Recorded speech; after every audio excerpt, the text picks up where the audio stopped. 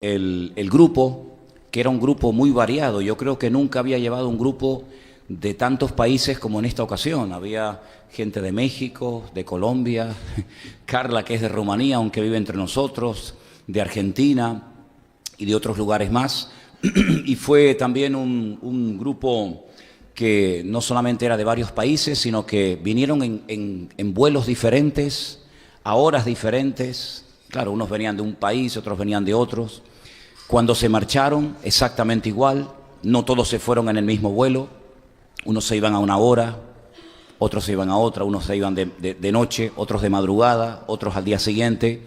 Y organizar todo esto, pues no se pueden ustedes imaginar cuánto hay que llamar y moverse y de un lugar a otro. Pero bueno, gracias al Señor, creo que todos han llegado a sus respectivos países, aunque no me han llamado, pero supongo que los de México llegaron a México, los de Colombia a Colombia y no se equivocaron de avión ni de país. Así que bueno, gracias al Señor todo fue muy bien. Traigo muchos saludos del hermano Adolfo y de Paula, su esposa, que ustedes pudieron verlo en un saludo que mandó en el retiro que tuvimos en el Puerto de la Cruz hace poquito tiempo, y tienen muchísimas ganas de venir.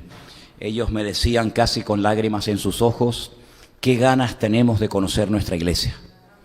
Dice Adolfo, el día que llegue voy a saludar ya se sabe el nombre de muchos hermanos de la iglesia, y voy a saludar a unos y voy a saludar a, dice, porque tengo muchas ganas de conocer a mis hermanos, de conocer a mi iglesia.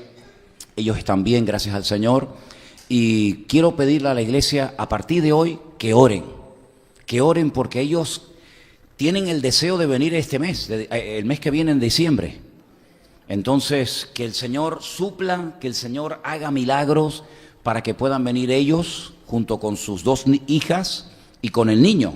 Tienen dos hijas, Mafe y Sara, y el niño pequeñito de 7, 8 años creo que tiene, se llama Johanan, que es un encanto de niño. Entonces, por favor, hermanos, oren para que el Señor les provea y el Señor les ayude a venir este mes de diciembre y pasar el fin de año aquí con nosotros en la iglesia. Así es que el Señor lo puede hacer. ¿Cuántos dicen amén? Gloria a Dios. Así que muchos saludos de ellos. Saludos también de Guido. Todos ustedes, o la mayoría de ustedes conocieron a Guido. Estuve con él cuando el grupo se fue el día jueves. Yo siempre me quedo en un hotel tiano, donde el hermano Adolfo y Paula me tienen allí reservado una habitación. Tuve la bendición de poder asistir a un culto en ese hotel, porque el director del hotel es el pastor de la iglesia y el pastor es el director.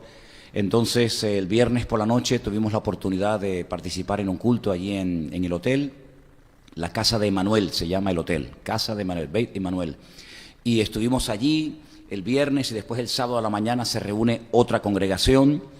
Y Guido subió de Beersheba y se quedó conmigo una noche a dormir. Cada uno en su cama, lógicamente, ¿verdad? Y manda muchos saludos, para todos ustedes, especialmente para los jóvenes, que fue con los que más tiempo pasó, y tiene muchas ganas de volver, y dice que hará todo lo posible por poder asistir al próximo año al campamento de jóvenes, por lo menos es lo que me dijo, se fue con un buen recuerdo de todos ustedes. Y bueno, hermanos, desde el primer día que llegamos, gracias al Señor, todo fue bien. El Señor nos ayudó en todos los detalles, que son muchísimos. Ya les digo que unos llegaban a las 2 de la mañana, otros a las 4 de la tarde. Y bueno, el Señor nos ha dado la oportunidad otra vez de ir a ese país. Todavía hay paz, todavía se puede caminar tranquilo por las calles, todavía se puede visitar ese país. Hay una especie de calma tensa. Ya hace unos cuantos años que no hay una guerra. Ustedes dirán, bueno, pero es que en Israel o se está en guerra o se están preparando para una guerra. Es así, ¿no? Entonces, hace años que no hay una guerra fuerte, aunque ahora hay un motivo muy grande de oración, porque la guerra en Siria, donde ha habido miles y miles y miles de muertos, y que ha durado muchos años, está ya prácticamente a punto, vamos a decir, de acabarse, aunque ahora el país está totalmente destruido, ciudades enteras destruidas, todos contra todos, no hay infraestructuras, es un auténtico desastre. Y entonces ahora viene, digamos, el reestructurar y ahora viene el rehacer todo lo que el hombre en estos últimos años ha estado rompiendo. Pero Rusia y también Irán estuvieron apoyando al presidente que sigue ahí en el cargo, y entonces se ha quedado muchísimo armamento, ¿sabes? Se han quedado bases militares con cientos de miles de misiles, y entonces hay una preocupación porque Irán ha dicho abiertamente, sin esconderse, sin ocultarse, que el objetivo que ellos tienen es atacar a Israel, pero esta vez ellos dicen, por lo menos es lo que ellos dicen, que no va a ser una guerra como otras que ha habido, que ha durado unas semanas, unos días o lo que sea, sino que esta va a ser ya la definitiva, y que el objetivo es no solamente atacar a Israel y dejarlo herido, tocado, sino arrasarlo y borrarlo para siempre de la faz de la tierra. Bueno, este espíritu, este deseo de destruir al pueblo de Israel no es nada nuevo. Ya muchos lo han intentado a lo largo de la historia, y dicho sea de paso, todos los que han intentado destruir al pueblo de Israel, al final terminaron siendo destruidos ellos. Ya Nabucodonosor lo intentó, ¿y qué quedó de su imperio? Nada. Y los medos persas también lo intentaron, ¿y qué quedó de ellos? Nada. Y de los griegos, y de los romanos, y de tantas y tantas naciones que han intentado pues destruir al pueblo de Israel. Y bueno, la realidad y la historia demuestra que al final los que fueron destruidos fueron ellos, y el pueblo de Israel pues sigue ahí, ¿no? Pero todavía abrigan los enemigos de Israel la esperanza de que en la próxima van a poder cumplir sus objetivos. Entonces hay una especie como de calma tensa. De hecho, tengo que decirles que cuando yo llegué el día jueves, esa noche, esa madrugada, después de mucho tiempo, me dijo Adolfo, dice, no le digas nada al grupo para que no se ponga nervioso. Aparte, la gente ni se enteró ni nada, sonaron las alarmas. En la ciudad de Tel Aviv sonaron las alarmas porque Israel atacó Siria, porque sabe que ahí hay un armamento tremendamente poderoso que le puede hacer mucho daño, y entonces atacaron Siria, y Siria mandó unos cuantos cohetes y tal, pero bueno, prácticamente la gente no se enteró, pero ellos a las 2:30, 3 de la madrugada, tuvieron que levantarse de la cama, salir corriendo y salir de la casa y refugiarse porque sonaron las alarmas en Tel Aviv. Es decir, que en ningún momento tenemos que caer en la trampa, en el error de pensar que bueno, de que ya todo se ha arreglado, de que ya no va a pasar nada, sino que el Señor Jesucristo en su palabra es muy claro, y nos dijo que en los últimos tiempos habría guerras y rumores de guerras y nación contra nación y reino contra reino. Es decir, que esto es simplemente el anticipo de lo que nosotros sabemos que tarde o temprano se va a cumplir. Y la gran batalla, la gran y tremenda batalla de Armagedón, donde Gog, Magog y todas estas naciones que todos conocemos, aún no se ha llevado a cabo. Y en algún momento, ¿verdad? En algún momento tendría que cumplirse. Así que sigamos orando por nuestros hermanos, sigamos orando por las iglesias, por nuestros hermanos en Cristo allí, para que el Señor los proteja, para que el Señor les ayude y que, como dice la Biblia, que haya paz en Jerusalén. Amén, hermanos. Y una de las cosas que quisiera compartir con ustedes, Guido está en una escuela bíblica en la ciudad de Natania, y yo ya conocía de esta escuela bíblica. Es una escuela bíblica que los cursos los ofrece en ruso, en inglés y en hebreo. Y yo ya había oído algo de esto, pero me informé bien y traje el material, y quisiera en esta tarde llevarles a un salmo. Yo le pedí a Cordy que si ella tenía posibilidad de leernos este versículo en alemán. No sé si, Cordy, ¿dónde andas? Allá. ¿Tienes el Salmo 22, por favor? El Salmo 22, el versículo concretamente 16. Me gustaría saber qué dice la última parte del versículo. Tú léelo en alemán y dinos al final qué dice. A ver, es el Salmo 22, versículo 16.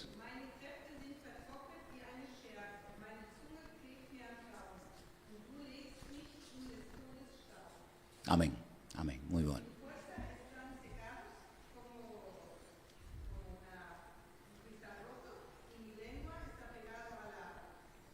No, entonces, no, tú has leído el 15.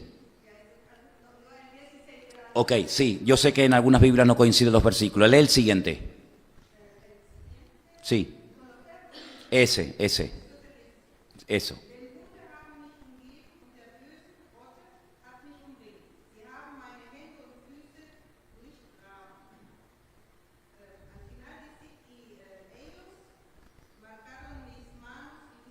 Marcaron, sí.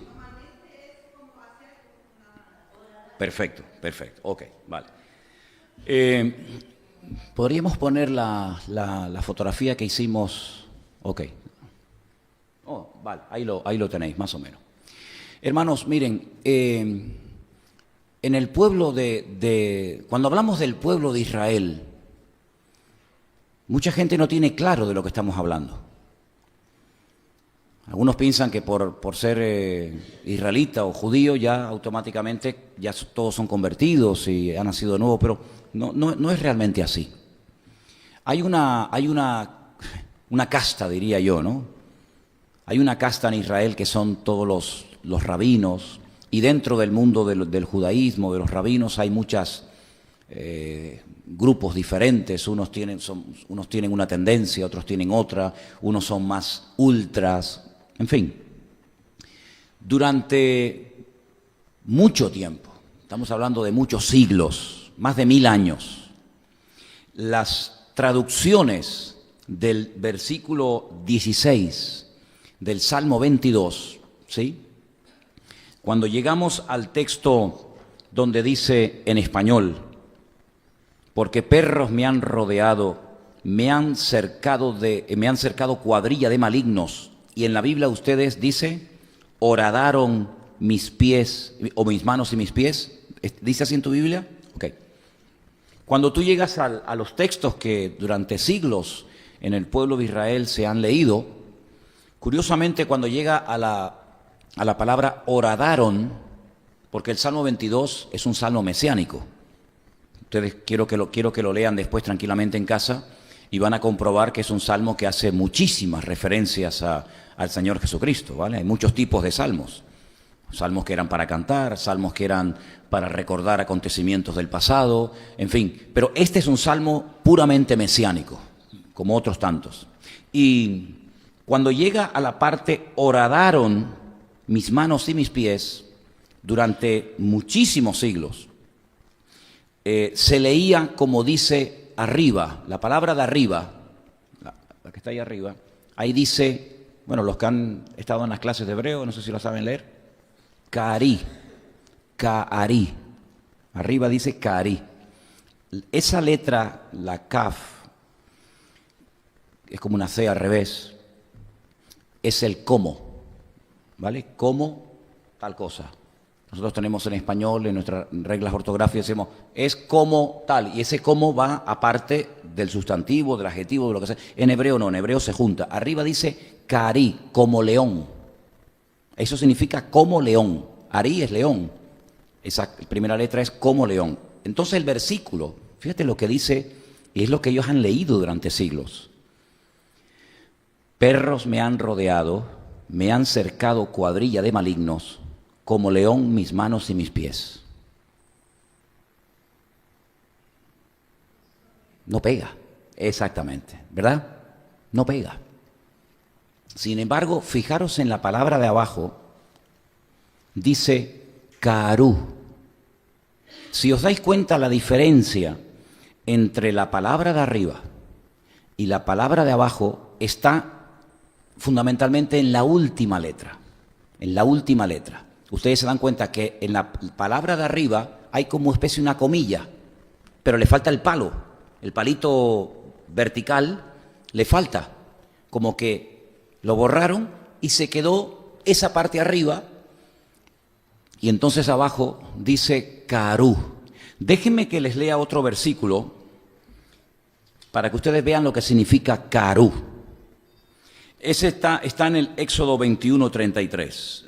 Libro de Éxodo, capítulo 21, versículo 33, dice, si alguno abriere un pozo o cavare cisterna y no la cubriere y cayere allí buey o asno. Lo que quiero destacar es que habla de abrir, de cavar un pozo, una cisterna, es decir, hacer un agujero. Eso es carú. Como decía Cordy, ¿no? Decías la palabra... Ok. Como es un salmo mesiánico y al único que a lo largo de la historia que tenía relación con el pueblo de Israel, que le horadaron, que le perforaron, que le taladraron, le traspasaron las manos y los pies, ¿a quién fue? Al Mesías, al Señor Jesucristo. Los masoretas, que son los que le pusieron esos puntitos y esas rayitas que son las vocales, lo que hicieron fue borraron ese palito y le dejaron esa comilla arriba, y entonces ya cambió totalmente el significado de la palabra. Ahora dice como león, que no tiene nada que ver, pero realmente el texto dice carú. Ay, amigo, horadaron, perforaron mis manos y mis pies. ¿Cuándo se descubrió esto? Porque claro, durante muchísimo tiempo los judíos en sus Biblias, en su libro de Salmos, tenían la palabra de arriba, como león.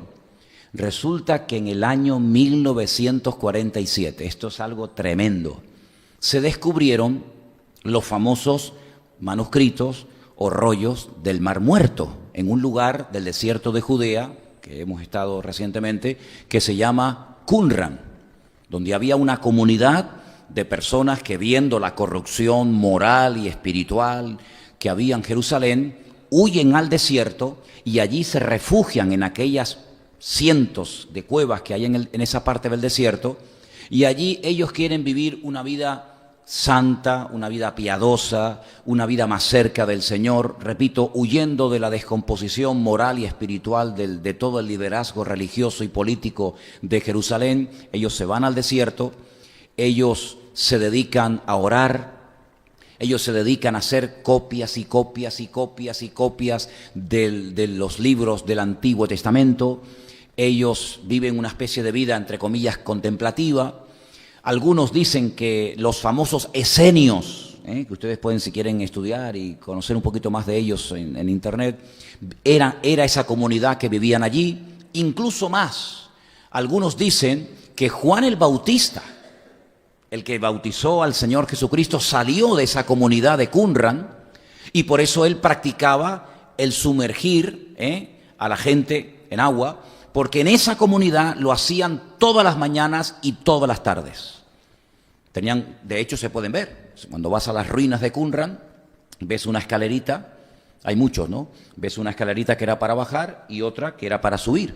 Entonces se sumergían en el mikveh, una especie de piscinita, para purificarse de sus inmundicias, de sus impurezas, de sus pecados, y entonces lo practicaban como algo normal en esa comunidad. Y si Juan el Bautista salió de esa comunidad de Qumran, pues cuando él predica la palabra, preparando el terreno para el Mesías, pues él lo que hace es ofrecerle a la gente lo mismo que ya hacían en la comunidad, bautizarlos, sumergirlos en agua como señal de arrepentimiento, ¿vale? Como señal de que estaban realmente queriendo volver al Señor en un genuino arrepentimiento y en un deseo de dejar todo el pecado y la vida pecaminosa y agradar a Dios. ¿Se dan cuenta?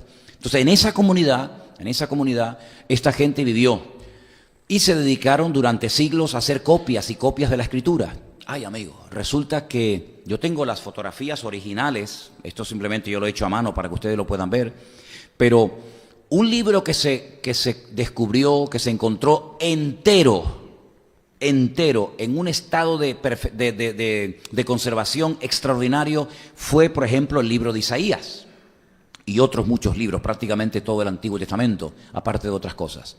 Bueno, pues una de las cosas que se descubrió en esos manuscritos, que podríamos decir con toda seguridad que fue el descubrimiento del siglo, porque todas las copias que se hacían de la Biblia se hacían de manuscritos más modernos. Pero estos manuscritos que se descubrieron en Qumran son del año 150 años antes de Cristo.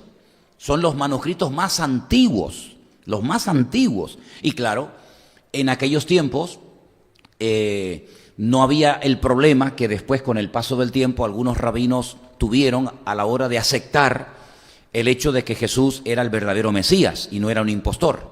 Por lo tanto, en esos manuscritos, que se llaman los manuscritos de Qumran o del Mar Muerto, cuando llegaron al Salmo que hemos leído esta noche, ellos se dieron cuenta de que no estaba escrito el texto como lo pone arriba, no ponía como león, sino ponía Karú, que significa horadaron, perforaron mis manos y mis pies.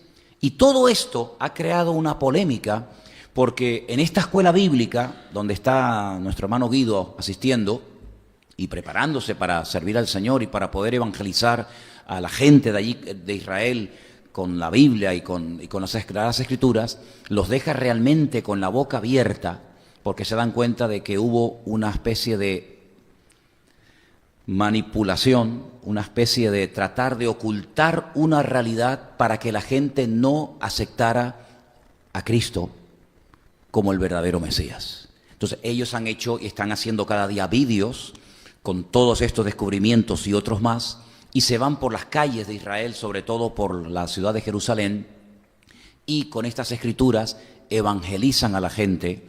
Y también una de las cosas que están haciendo con muchos resultados es permitirle a la gente que lea el capítulo prohibido en Israel. Y el capítulo prohibido en Israel es el capítulo 53 del libro de Isaías. Que si hubieran podido borrarlo y quitarlo, lo hubieran hecho. Pero es muy fuerte quitar un capítulo entero de la Biblia. Entonces simplemente lo que han hecho, si se dan cuenta, entre la última letra de la primera palabra y la última letra de la segunda palabra, simplemente borraron un poquito y bueno, ahí como que salieron del paso. Pero ya quitar un capítulo entero de la Biblia del profeta Isaías era algo ya demasiado exagerado, demasiado descarado, ¿no? Entonces estos chicos van por las calles y les permiten a la gente leer el capítulo 53 del libro de Isaías, y cuando terminan de leerlo les preguntan: ¿de quién piensan ustedes que están hablando? Y ellos dicen: del Mesías. ¿Y qué personaje de la historia judío nacido en esta tierra cumple con las características de este capítulo? Y se quedan sorprendidos porque se dan cuenta de que los rabinos con toda intención han intentado de impedirle a la gente que acceda a ciertas y determinadas partes de la Escritura. Por supuesto, sobra decir que tienen totalmente prohibida leer el Nuevo Testamento, ni siquiera tener un ejemplar de un Nuevo Testamento en sus casas, porque automáticamente pueden tener gravísimos problemas, ¿verdad? Entonces, esto está causando realmente todo un revuelo en muchas personas. Y hoy, cuando hablaba con nuestro hermano Adolfo desde Israel, estaba muy contento porque me decía que la mejor amiga de su hija mayor, una chica 100% judía, no es latina, no es de padres latinos, no habla español como sus hijas, sino que es una chica 100% nativa de allí, le dijo a su hija: tengo mucha curiosidad y muchas preguntas acerca del cristianismo. Y entonces ayer estuvo en la casa con Adolfo y con su esposa y con su hija, y entonces con la ayuda de su hija, que habla perfectamente hebreo, estuvieron 3 horas y media, hermanos. 3 horas y media, preguntas y preguntas y preguntas. Pero claro, cuando le evangelizas a la gente allí, no es tan fácil, porque primeramente tienen que tenerlo claro a través de las Escrituras. Y lo que más le chocaba, me decía, era que no le entraba en la cabeza que Dios tuviera un hijo, porque desde la cuna les han enseñado que Dios es uno. Y eso es algo por lo cual están dispuestos a morir. De hecho, a lo largo de la historia, muchos judíos han muerto defendiendo hasta la muerte la idea de que Dios es uno. Y de hecho, las últimas palabras de muchos judíos cuando morían en las hogueras o quemados o de cualquier otra forma era: escucha, Israel, el Señor nuestro Dios, uno es. Y ahora de repente se encuentran con la idea de que Dios tiene un hijo, y no es nada fácil. Bueno, pues la cuestión está en que quedó tan hambrienta esta chica que este fin de semana van a llamar a Guido, a Beersheba, para que suba, puesto que es una chica jovencita y tal, para que le siga evangelizando, porque tiene un hambre del Señor, porque el evangelio en Israel es novedad, queridos hermanos. Permítame decirles esto: en Israel la gente no tiene ni idea de lo que es el evangelio. De hecho, ni siquiera el verdadero nombre del Señor Jesucristo lo mencionan, sino que mencionan otro nombre cuyas siglas significan pues casi como que su nombre sea maldito y que pase a y que no se recuerde más el nombre del Señor.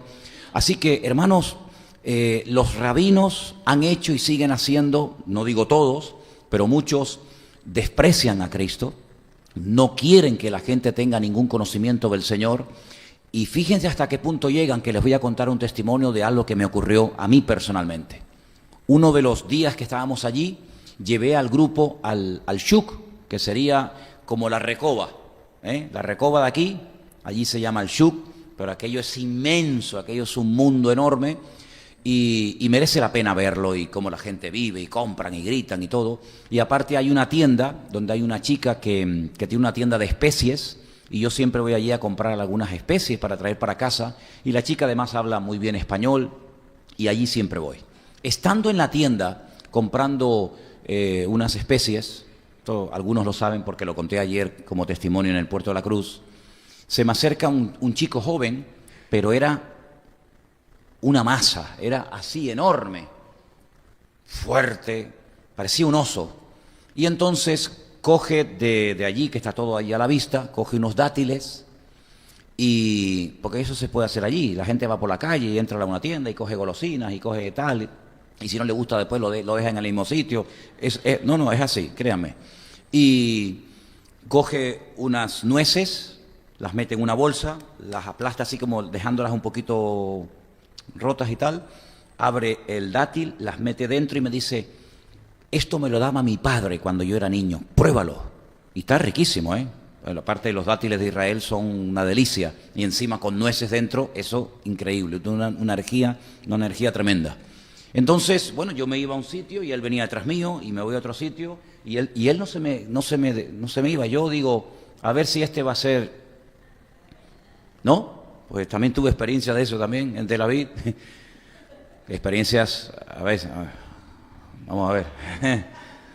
Y hay un momento cuando ya estoy pagando y ya me voy a ir, que me dice, ¿tú tienes algo de parte de Dios que decirme a mí? Y le dije, ¿cómo? Dice, es que yo hace 4 años. Yo le dije, ¿cuánto? Pensé que había dicho 4, no, es 4 años. Yo hace 4 años tuve un sueño contigo. Digo, ¿conmigo? ¿Y qué viste? Dice, te vi exactamente igual como estás ahora, así vestido, y oí una voz que me dijo, tiene algo que decirte de parte mía. Digo, bueno, esto son ya palabras mayores, esto ya pasa de dátiles y de nueces. Vamos a sentarnos, vamos a hablar, nos sentamos en una mesa que había allá afuera, y comienza este muchacho a decirme, no me acuerdo de su nombre porque tiene un nombre rarísimo, me lo repitió varias veces y no, la verdad es que sinceramente no me acuerdo. Pero tengo su cara grabada aquí y la conversación también. Y me dijo, mi íntimo amigo, que se llama Pedro, tú sabes qué significa piedra, me dice. Digo, sí, es así, es cristiano. Y él todos los días me habla de Cristo y de Dios y de tal, y la Biblia. Y un día fui a la iglesia, y cuando entré a la iglesia, y el pastor me mandó a pasar adelante, puso las manos sobre mí y caí al suelo. Y como que se asustó, no entendía por qué le pasaba eso. Volvió una segunda vez al culto y nada más entrar por la puerta de la iglesia, cayó al suelo, pero en esta ocasión se le paró el corazón. Dice, caí muerto. Tuvieron que llamar a la ambulancia, vino a buscarlo a la iglesia y se lo llevaron. Y estuvo muerto. Se asustó tanto que se fue a hablar con un rabino, porque él no es practicante, pero su familia son rabinos muy conocidos en Israel. Y dice, y sin pedir cita ni nada, el rabino me atendió, un rabino muy importante, y le conté la experiencia. Y el rabino me dijo que nunca más se me ocurriera entrar a una iglesia, que nunca más volviera a pronunciar el nombre de Yeshua, porque la próxima vez que entre a una iglesia o mencione su nombre, caeré muerto. Y estaba aterrorizado este chico, Estaba muerto de miedo. Y todo el tiempo me decía, no lo menciones. Pero había momentos en la conversación como que se transformaba. Había momentos en los que era como otra persona. Y entonces me le quedé mirando la cara y le digo, mira, porque a todo esto me dijo que como él necesitaba de algo en su vida, de ayuda, y el rabino le dice que no vaya, y tiene una lucha tremenda, dice que un día a gritos, hermano, dice, yo puse las manos así, y clamando con toda mi alma le dije a Dios, Dios mío, háblame, tengo mi alma rota, estoy destrozado, se metió en drogas, se metió en todo tipo de vicios habidos y por haber, y le clamó al Señor, Dios mío, háblame, mándame a alguien, dime, ¿qué tengo que hacer con mi vida? Y entonces yo le dije, pues yo soy la respuesta a tu oración. Y se quedó así. Y me dice, ¿seguro? Digo, totalmente seguro. Tú clamaste a Dios y el Señor me ha traído a mí de miles de kilómetros de donde yo vivo y me ha traído aquí para decirte a ti, y le di mi testimonio, hablé con él. Bueno, estuvimos más de 1 hora y pico allí sentados en aquella mesa, allí hablando. Y yo no sé lo que va a pasar con este chico. Yo oré por él. Hay un momento en el que lo tuve que reprender, tomar autoridad en el nombre de Jesús, atarlo, porque le dije, lo que tienes ahora mismo, porque comenzó a decirme una serie de cosas, y era el diablo hablando a través de su boca, ¿sabes? Y le digo, lo que tú tienes son demonios. No tenía ni idea de lo que era eso. Porque del mundo espiritual, de Torah sabrá mucho, pero del mundo espiritual no tienen ni papa. Y le digo, ahora en el nombre de Jesús toma autoridad sobre esos demonios y te digo que te calles. Y se quedó el tipo que ni se movía, la mandíbula como que se le salía para afuera, una cosa tremenda. Fue una lucha, yo decía, como se manifieste aquí en plena calle, puede pasar cualquier cosa, porque la gente no entiende. Les cuento esto para que vean el poder tan grande que tiene el nombre de Cristo, pero para que vean ustedes lo difícil que los rabinos le ponen a la gente en Israel, que vayan a congregaciones, que lean el Nuevo Testamento, y eso que Jesús era de ellos, era judío, el Nuevo Testamento está prácticamente en un contexto totalmente judío, israelita, pero yo quiero que oremos porque se están rompiendo muchas barreras, muchísimas barreras. Hay un barrio entero que se llama el barrio de Mea Shearim, donde viven miles de judíos ortodoxos, los hasídicos, los más ultra de todos, y este año, y ya desde hace algún tiempo, pero ya este año ya es el definitivo, todos los jóvenes tienen que ir al servicio militar. Los jóvenes, los chicos, 3 años, y las mujeres, 2 años y 8 meses, algo así. Dicen que entre el 40 y el 60% de los jóvenes que están en esa vida, de verdad que es una atadura terrible, nunca más vuelven otra vez a esa vida religiosa. Y entonces empiezan una búsqueda, y muchos se dedican a viajar por el mundo, porque hay un vacío tan grande que la religión, ninguna religión puede llenar, sino solamente el Señor. Entonces es un momento tremendo el que se está viviendo ahora mismo en Israel, porque hay un deseo de conocer, hay un deseo de aprender, hay un deseo de decir, bueno, pero ¿quién era esta gente? ¿Quién eran los cristianos? ¿Quién era Jesucristo? Porque todo lo que les han dicho y enseñado es totalmente al revés de lo que dice la palabra del Señor. Entonces, hermanos, la gente se te acerca, te pregunta, quieren saber lo que tú crees, quieren saber quién era realmente Jesucristo, quieren saber por qué vino, cómo murió, por qué no murió, por qué esto, por qué aquello. Entonces yo quiero que ustedes tengan siempre en sus oraciones presentes a los hermanos que están allí trabajando y sirviendo al Señor. El deseo y el sueño, por ejemplo, de Guido es prepararse, aprender bien las Escrituras, dominar bien los textos de la Biblia, conocer bien la jerga de la Biblia, porque el hebreo que se habla en la calle no tiene nada que ver con el hebreo de la Biblia. Y entonces dice, yo, hombre, me defiendo en el hebreo, pero el hebreo de la Biblia es otro mundo, y ese es el que él quiere aprender y prepararse para poder salir y evangelizar a ese lugar que, aunque uno diga, bueno, es Israel, está por evangelizar. Hay mucha ignorancia, hay mucho desconocimiento, pero hay un factor muy bueno, y es la curiosidad. Factor que en Europa no hay. No hay una curiosidad por el evangelio. La gente no se preocupa, una indiferencia. Le cuenta tu testimonio y, bueno, si a ti te va bien. No hay ese deseo de decir, bueno, ¿y cómo fue? ¿Y cómo no fue? ¿Y dónde estás? ¿Y dónde vas? En Israel sí lo hay, sí lo hay. Entonces, que el Señor ponga su mano y le dé sabiduría a todos los que viven allí Y que cada vez que el Señor nos dé la oportunidad de poder viajar, que el Señor nos ponga, porque yo cuando salgo por las calles le digo, Señor, úsame, Señor, que se me acerque la gente, que me pregunte, y te puedo asegurar que no ha habido ni un solo viaje donde la gente no se me acerca a preguntarme cosas del Señor, se han abierto puertas. Te lo digo sinceramente, para mí me resulta hoy por hoy más fácil evangelizar allí que muchas veces aquí, donde ni te escuchan, ni tienen interés, e encima hasta una indiferencia total y absoluta. En Israel no hay indiferencia, hay ignorancia, que es diferente, pero hay una curiosidad sana por conocer cosas del Señor, y que el Señor levante y mande personas realmente preparadas y con carga, porque evangelizar allí tienes que conocer bien las Escrituras. Y lamentablemente una de las cosas que yo hablaba con nuestro hermano Adolfo, y decíamos lo siguiente: mira, la mayoría de los creyentes hoy por hoy no han leído nunca la Biblia completa, me refiero. Y esa es la pura realidad. Yo no sé, pregúntate a ti mismo si tú este año te leíste la Biblia. Algunos dirán, sí, yo me la leí. Bueno, yo me alegro, gloria a Dios. Pero la inmensa mayoría, yo he conocido muy pocos cristianos, créanme, hermano, y sé lo que digo.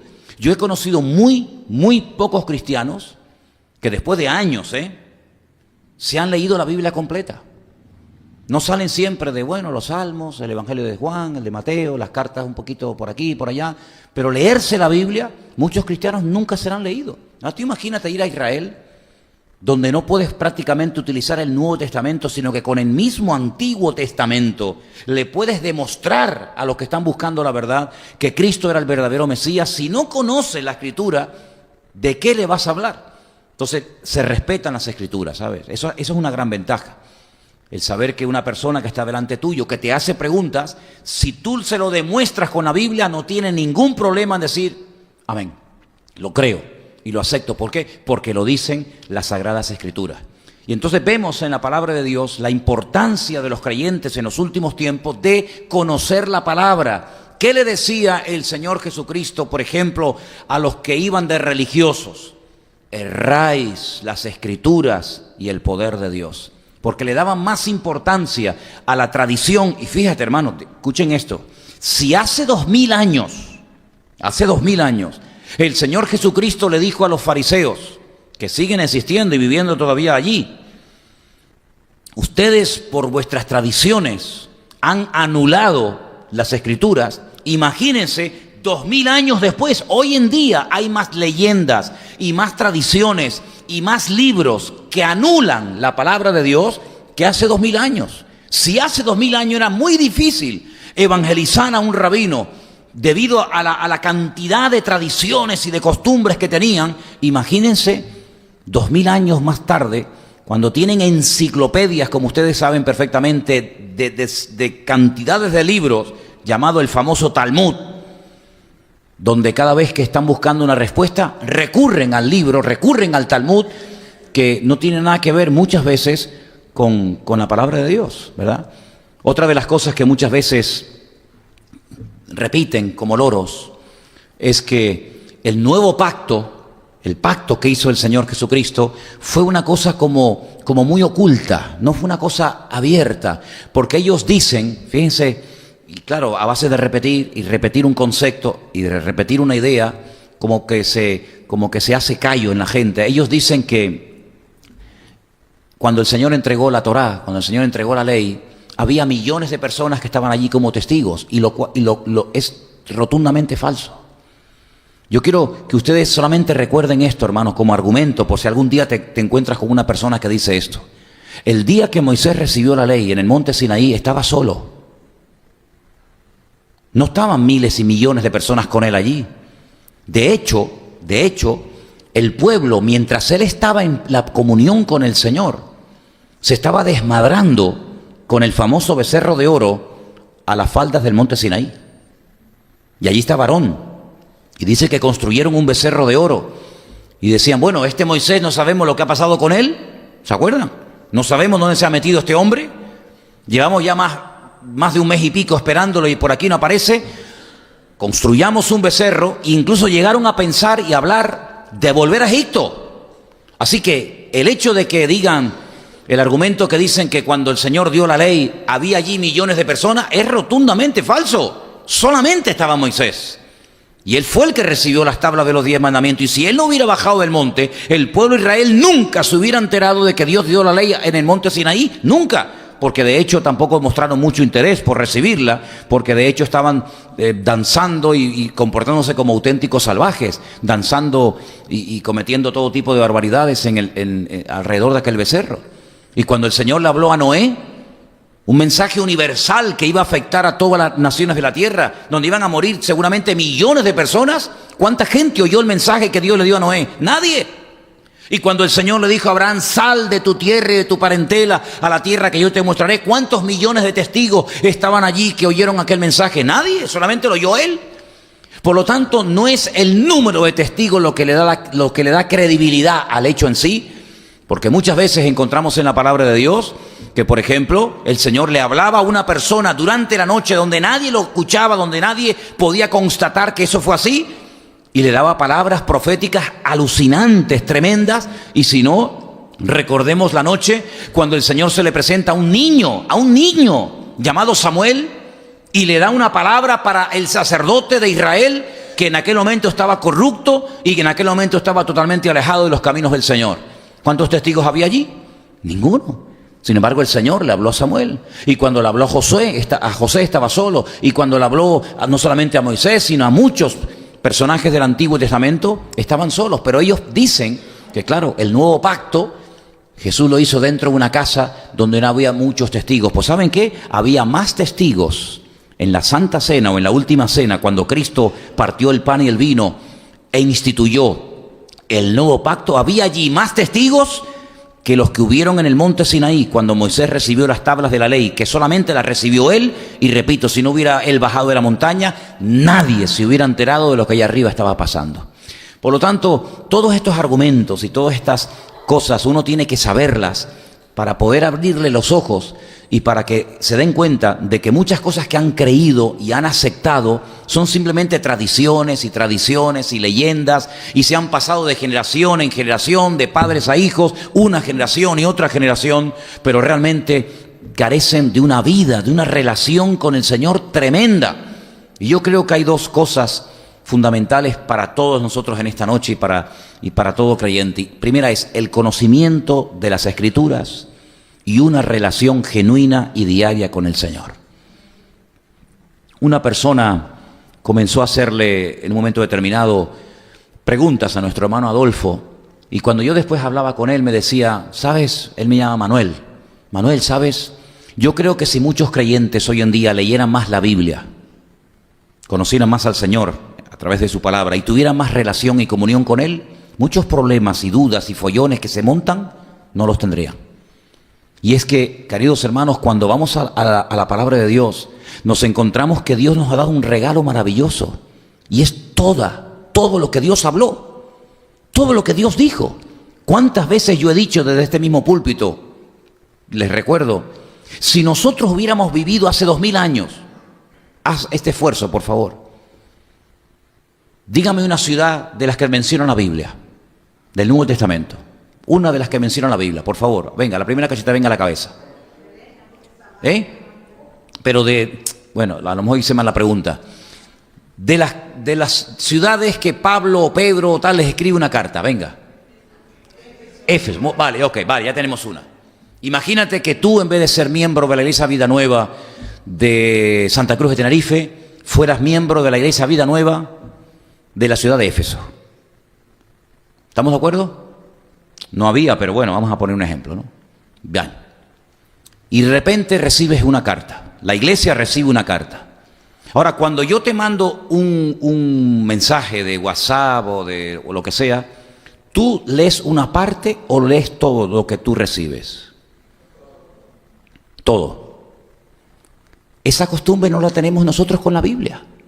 Es decir, tú le mandas un WhatsApp a un hermano, a un amigo, a quien sea, y tú lees todo. Todo. Hola, ¿qué tal? ¿Cómo estás? No sé qué, y no sé cuándo. Y lo lees todo. ¿Por qué la Biblia no la leemos toda? Imagínate.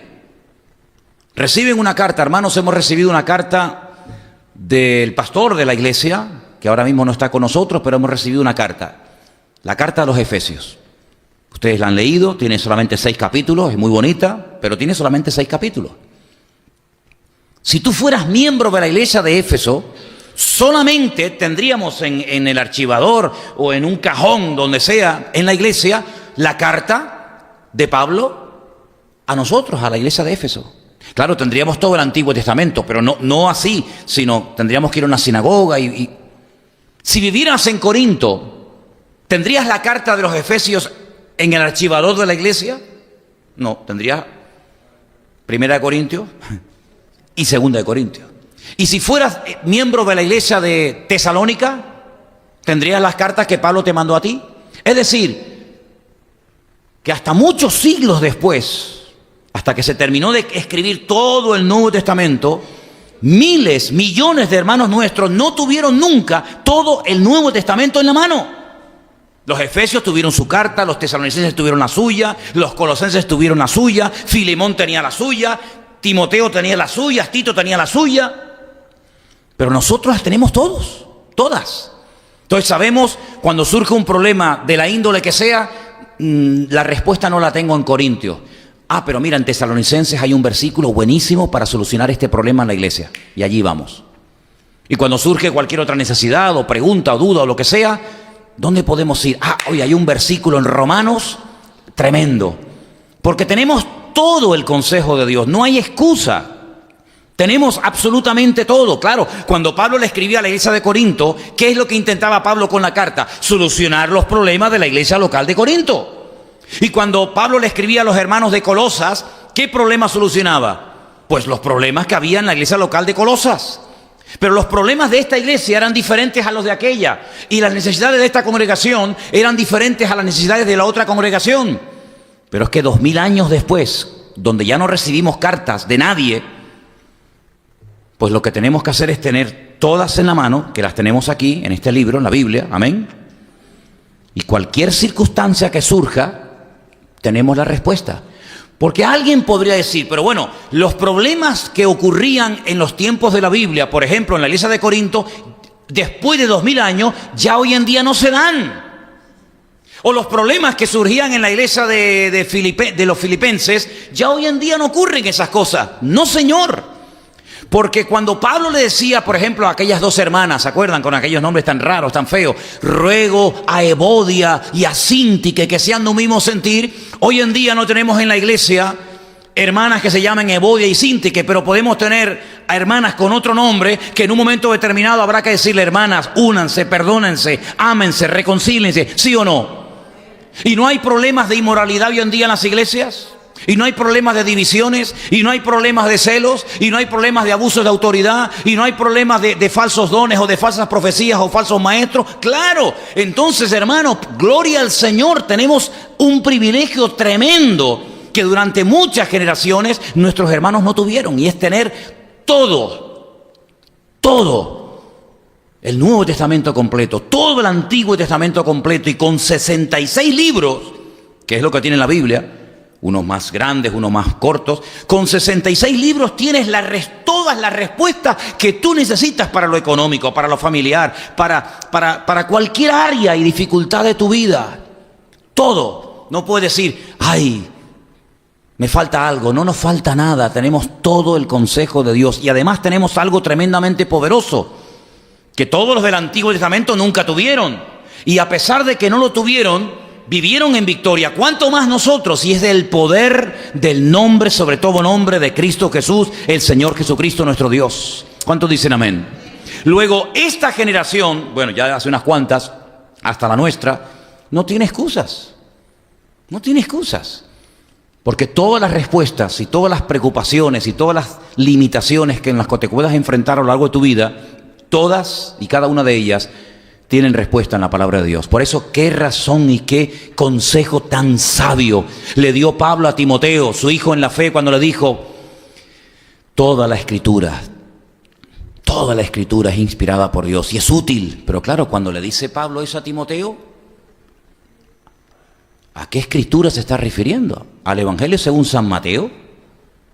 Es que no existía. ¿A Primera de Corintios? ¿A la libro Apocalipsis? No. Si ya le está diciendo Pablo a Timoteo de pastor a pastor, toda la Escritura es útil para corregir, para redarguir, para convencer, para instruir, a fin de que el hombre de Dios sea perfecto, enteramente preparado. Y le están haciendo referencia a lo que era el Antiguo Testamento, cuánto más a nosotros hoy en día, que tenemos mucho más información y mucho más revelación que simplemente lo que podríamos leer en el Antiguo Testamento, sino que tenemos la base y tenemos el edificio sobre el cual se ha construido todo el ministerio de nuestro Señor Jesucristo, toda la revelación de Dios. Y ahora, queridos hermanos, no tenemos ninguna excusa para no poder vivir una vida cristiana victoriosa. ¿Cuántos dicen amén? Entonces, hermano, ante todo esto, yo solamente lo que quiero decir en esta noche para concluir: leamos la Biblia, hermanos, por favor. Lean la Biblia, lean la palabra. No sean vagos en cuanto a la lectura de la palabra del Señor. Léanla, memorícenla. Tenemos el gran privilegio de poder tener todas las Biblias que queramos hoy en día en nuestras casas, en el coche, en la mesa de noche, en el bolsillo, por aquí, por allá. Pero ¿saben qué, hermanos? Pienso que lo mejor es que esa palabra esté dentro de nuestros corazones. Y es una lástima ver a creyentes que no leen la palabra de Dios. Y yo me pregunto, ¿por qué no lo hacen? ¿Será que no les gusta? ¿Será que no tienen ningún interés por saber lo que Dios dijo o lo que Dios nos pide? Pídele al Señor apetito. Si no tienes apetito, si no tienes hambre, pídele al Señor que sane esa enfermedad, porque no es normal que un creyente no lea la palabra del Señor cada día de su vida. Puse en el Facebook, algunos lo han visto, ese niño pequeñito que se sabe el Salmo 121 de memoria. ¿Lo habéis visto? Yo pensé al principio, cuando me lo enseñó Elena, que era un niño, un sueco, un finlandés, un extranjero, y yo dije, bueno, un niño simpático que está balbuceando palabras, pero cuando presté atención, digo, no, espérate, es que está diciendo el renacuajo está diciendo el Salmo 121 de memoria. Es alucinante. Yo no sé si lo pudiéramos poner o qué, pero un niño pequeñito que se sabe el Salmo 121 de memoria. ¿Y qué edad puede tener ese niño? 2 años. Pero independientemente de la gracia que pueda hacer, es un ejemplo. Ver cómo esos padres a ese niño pequeñito le han enseñado un salmo entero. Bueno, cuando ese niño tenga 15 años, ¿cuántos salmos, cuántos versículos de la Biblia? ¿Por qué no te propones tú que tienes niños pequeños, los que tenéis niños pequeños, por qué no te propones enseñarles salmos? Porque si tú dices, bueno, si este niño con 2 o 3 años aprendió un salmo y el mío, ¿por qué no puede aprenderlo? ¿Es que pasa que el mío es más tonto que este o qué? Enséñale salmos de la Biblia a tus hijos. Cuando vayas al colegio, cuando vayas por la calle, a ver, repite conmigo. Y enséñale un versículo. Y cuando regrese, ¿te acuerdas del versículo? Bueno, más o menos, ven, vamos a repasarlo. Cuando te acuestes, cuando se acuesten por la noche, amemos la palabra del Señor, porque amar la palabra es amar a Dios. Y amar a Dios implica amar su palabra. ¿Cuántos dicen amén? Vamos a orar, hermanos. Cierra ahí tus ojos donde estás. Vamos a pedirle al Señor que nos dé amor por su palabra. Gracias a Dios que tenemos además la ayuda tremenda del Espíritu Santo de Dios. Que dijo el Señor Jesucristo, rogaré al Padre para que os envíe al Consolador, para que esté con vosotros para siempre, porque Él tomará de lo mío y os lo hará saber, y os recordará lo que yo les enseñé, y me glorificará a mí, y os guiará a la verdad, y no hablará por su propia cuenta. Así que, queridos hermanos, pídele al Señor hambre por la palabra, como el niño recién nacido busca la leche de su madre. Desead como niños recién nacido la leche espiritual no adulterada, para que por ella podáis crecer y conocer al Señor, y no vivir en temores, no vivir en complejos, no vivir de una forma limitada, sino vivir de una forma victoriosa y bendecida en el Señor. Aleluya, bendito sea tu nombre, Señor. Gracias por este regalo tremendo y precioso de tu bendita palabra. Señor, queremos enamorarnos de tu palabra, amarla, leerla, escudriñarla, vivirla, compartirla. Señor, y también tu palabra nos muestra el camino para tener una relación contigo diaria y permanente, Señor. Sabemos que con tu palabra y con una relación viva y fresca cada día contigo, nuestra vida nunca, nunca, Señor, será una vida carente de bendición o de la presencia del Señor. No caeremos jamás, dice tu palabra, si estas cosas abundan en nosotros. Y queremos abundar, queremos crecer, queremos madurar. Y por eso te pedimos, Señor, que tú pongas un deseo tremendo en nuestros corazones por amar tu palabra y sobre todo por darla a conocer a aquellos que todavía nunca han tenido el privilegio de conocer la palabra de Dios. Gracias, Padre, por este regalo, y ponemos todo en tus manos y te pedimos que nos sigas ayudando y dirigiendo en todo lo que hagamos para ti, en el bendito nombre de tu amado Hijo Jesús. Amén.